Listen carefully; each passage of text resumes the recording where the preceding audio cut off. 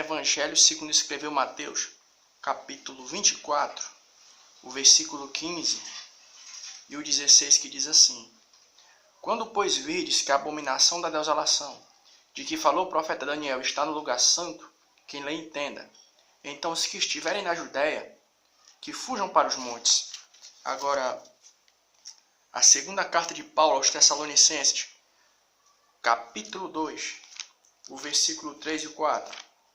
Segunda carta de Paulo aos Tessalonicenses, capítulo 2, o versículo 3 e 4, que diz assim: Ninguém de maneira alguma vos engane, porque não será assim, sem que antes venha a apostasia e se manifeste o homem do pecado, filho da perdição, o qual se opõe e se levanta contra tudo que se chama Deus, ou se adora, de sorte que se assentará como Deus no templo de Deus, querendo parecer Deus. Agora, livro do Apocalipse, capítulo 13, versículo 15. Livro do Apocalipse, capítulo 13, versículo 15, que diz assim: E foi-lhe concedido que desse espírito à imagem da besta, para que também a imagem da besta falasse e fizesse que fossem mortos todos os que não adorassem a imagem da besta. Então é legal que quando a gente está falando de Bíblia Sagrada, né, algumas pessoas vão lançar a seguinte argumentação: qual a relevância que existe em se estudar a Bíblia, se a gente levar em consideração o fato de que ela é um livro que já foi escrito há muito tempo, há mais de 2.000 anos atrás? Alguém vai usar a seguinte argumentação, né? E qual é a argumentação que a gente pode utilizar para rebater essa argumentação de que a Bíblia é um livro, ela não é um livro, alguém pode dizer, ela não é um livro relevante, e a gente pode usar uma argumentação para combater essa linha de pensamento que diz que a Bíblia não é um livro relevante. E onde está a relevância da Bíblia hoje? Está na questão da profecia, né? Quando você para estudar as profecias bíblicas, você vê nela o seu real cumprimento. E o que tem a ver essa questão de profecia bíblica sendo cumprida com relação à questão dos textos que a gente leu? Algumas reflexões atrás a gente estava falando a respeito da manifestação do anticristo. Aí o que acontece? Esses três textos bíblicos basicamente vão falar a respeito da mesma coisa, né? Que o anticristo vai entrar aonde? Dentro do templo judeu e vai pedir com que as pessoas cultuem a pessoa dele, né? Aí o que acontece?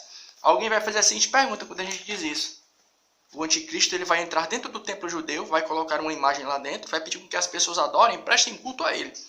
Aí as pessoas vão fazer a seguinte pergunta: mas o templo judeu ele não existe mais hoje. A história nos conta que no ano 70, o Império Romano, comandado pelo general Tito, invade Jerusalém, destrói o templo judeu, e se cumpre aquilo que Jesus falou no capítulo 24 de Mateus, nos primeiros versículos, que não ficou pedra sobre pedra. Mas aí é que está, quando você parar para fazer uma análise dos atuais acontecimentos internacionais, o que é que a gente fica sabendo? É que já se existe um projeto para a reconstrução do chamado templo judeu.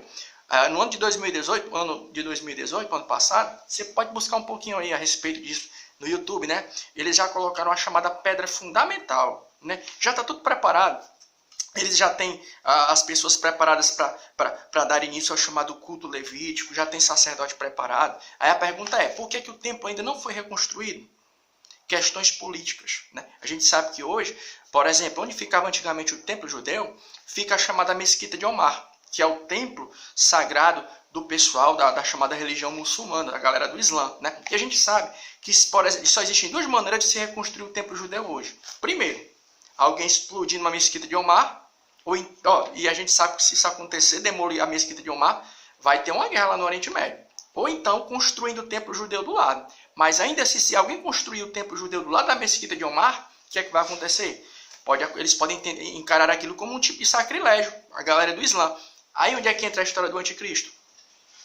Aquilo que a gente falou, né?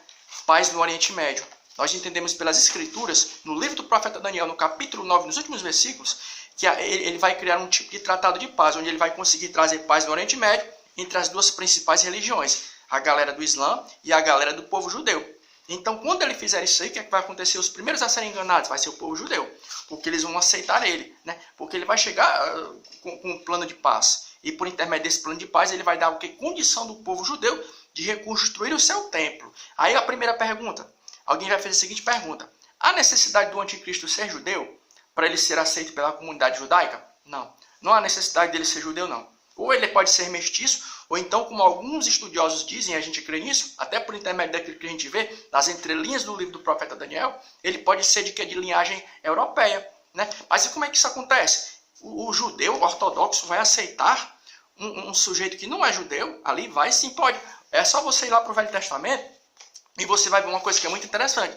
Quem foi o rei que deu condição a Neemias de voltar para Jerusalém e reconstruir as estruturas de Jerusalém que tinham sido destruídas durante a invasão da Babilônia sob o império de Nabucodonosor? Artaxerxes. E ele não era judeu. Então o povo judeu vai aceitar o quê? O anticristo como um tipo de benfeitor.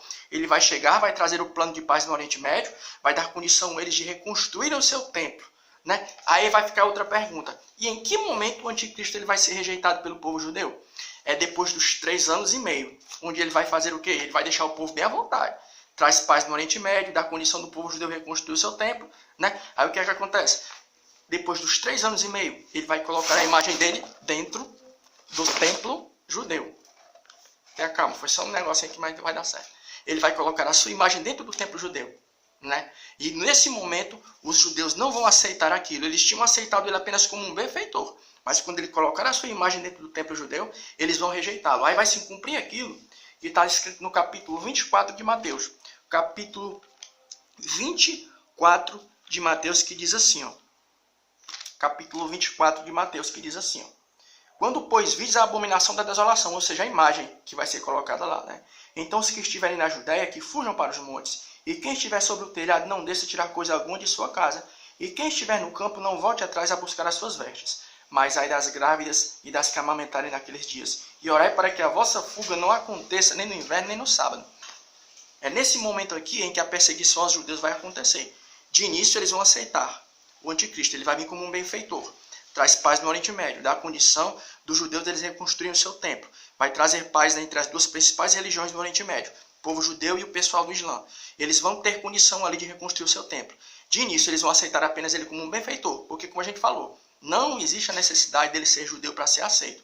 Basta ele vir como um benfeitor, como aconteceu lá no Velho Testamento. Foi um rei gentil, um rei não judeu, que deu condição de Neemias de voltar para Jerusalém e reconstruir as estruturas, as muralhas, né, por causa da chamada invasão babilônica. Foi um rei não judeu que deu condição. Então, o anticristo vai ser aceito como um tipo de benfeitor. Aí, em que momento ele vai ser rejeitado?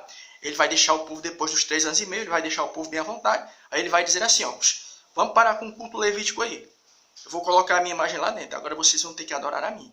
Aí o povo judeu, né? Não vamos nessa não. Aí vai começar a perseguição, aquela perseguição que está narrada no capítulo 24, do versículo 15 em diante, do Evangelho segundo escreveu Mateus. Então, quando a gente fala dessas coisas, depois você vai buscando um pouquinho mais na internet, você coloca assim, ó, reconstrução do templo judeu, paz no Oriente Médio, né?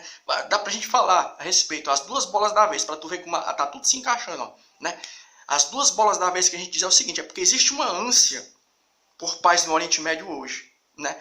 E as 2 bolas da vez, a gente não está aqui dizendo que fazendo como o outro, querendo dizer, o anticristo é fulano e é ciclano. Mas nós sabemos que houveram 2 pessoas que, do ano passado para esse, tentaram entrar com um tipo de plano de paz no Oriente Médio. Quem foi? Um foi o Jared Kushner, o genro do Trump, e o outro foi o Emmanuel Macron. Todos os 2 tentaram chegar. E é legal que tem um vídeo na internet de um rabino judeu em que alguém faz uma pergunta para ele e ele começa a rir. Ele pergunta para ele o que é que ele achava do Jared Kushner, e ele começa a rir. Dando a entender o quê? Que até alguns rabinos judeus, algumas pessoas da chamada comunidade judaica, eles têm a consciência de que aquele que vai chegar dando condição deles reconstruir o seu templo judeu, vai ser o quê? Vai ser alguém vindo da Europa, né? Então que Deus em Cristo continue nos abençoando. Se Deus não der condição, a gente vai dando prosseguimento a essa reflexão, mostrando que a Bíblia Sagrada, ela tem a sua relevância. Amém.